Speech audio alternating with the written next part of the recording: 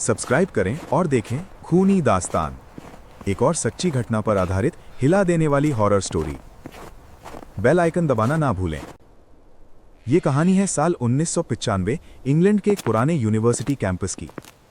इस कहानी का मुख्य किरदार है 22 साल का लड़का एलेक्स, जो साइकोलॉजी का स्टूडेंट था।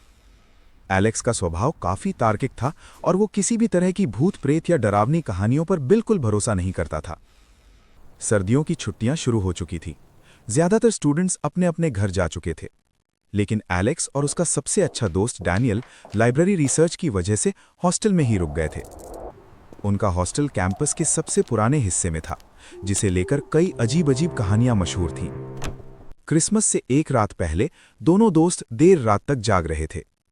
बाहर बर्फ गिर रही थी और पूरा कैंपस सन्नाटे में डूबा हुआ था। उसी दौरान डैनियल ने एलेक्स को एक लोकल हॉरर लेजेंड के बारे में बताया, द मिरर वुमन।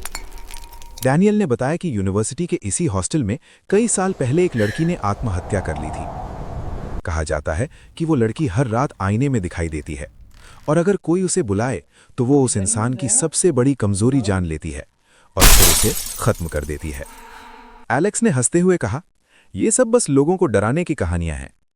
लेकिन डैनियल ने कहा, अगर रात 12 बजे बाथरूम के शीशे के सामने खड़े होकर 3 बार उसका नाम लो, एलाइजा एलाइजा एलाइजा, तो वो आती है। एलेक्स को यह सब मजाक लगा। उसी रात मजाक मजाक में उसने ये सब करने का फैसला किया। रात के ठीक 12 बजे एलेक्स अकेले बाथरूम गया। ठंडी हवा, हल्की सी पीली लाइट और सामने पुराना धुंधला शीशा। उसने शीशे में खुद को देखा और धीरे धीरे बोला, एलाइजा एलाइजा एलाइजा। कुछ सेकंड तक कुछ भी नहीं हुआ। एलेक्स मुस्कुराया और वापस कमरे में चला गया। लेकिन उस रात उसे एक अजीब सपना आया। उसने देखा कि वो एक लंबे गलियारे में खड़ा है। चारों तरफ दरवाजे हैं और हर दरवाजे पर शीशे लगे हुए हैं। हर शीशे में उसका ही चेहरा था, लेकिन हर चेहरा अलग तरह से रो रहा था। अचानक एक शीशा टूटा और उसमें से एक लड़की का चेहरा बाहर आया, खून से सना हुआ। एलेक्स घबराकर नींद से उठ गया। सुबह जब वो बाथरूम गया तो उसके हाथ कांप गए। उसी शीशे पर जहां उसने रात को बुलाया था, एक लाइन उभरी हुई थी, जैसे किसी ने अंदर से नाखून से खींची हो। और उस लाइन के नीचे लिखा था, आई सी यू। एलेक्स ने यह बात डैनियल को बताई, लेकिन उसने कहा शायद किसी ने प्रैंक किया होगा। पर अगली रात हालात और बिगड़ गए। एलेक्स को फिर सपना आया।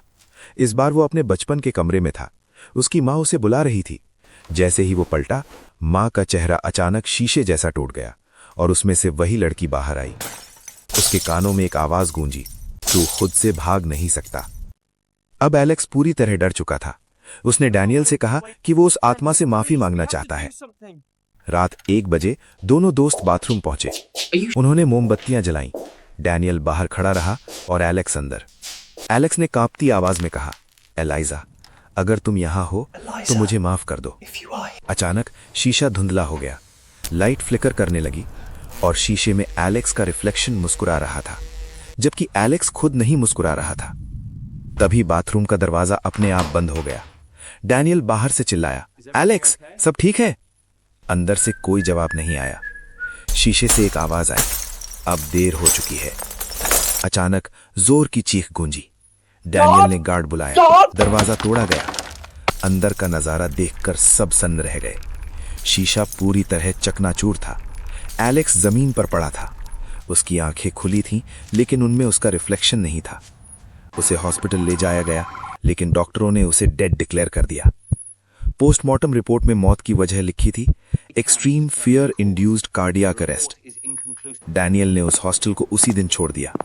आज भी वो किसी भी शीशे में ज्यादा देर तक खुद को नहीं देखता और कहते हैं कि अगर उस पुराने हॉस्टल के बाथरूम में आधी रात को कोई शीशे के सामने खड़ा हो तो उसे अपने पीछे किसी के रोने की आवाज जरूर सुनाई देती है।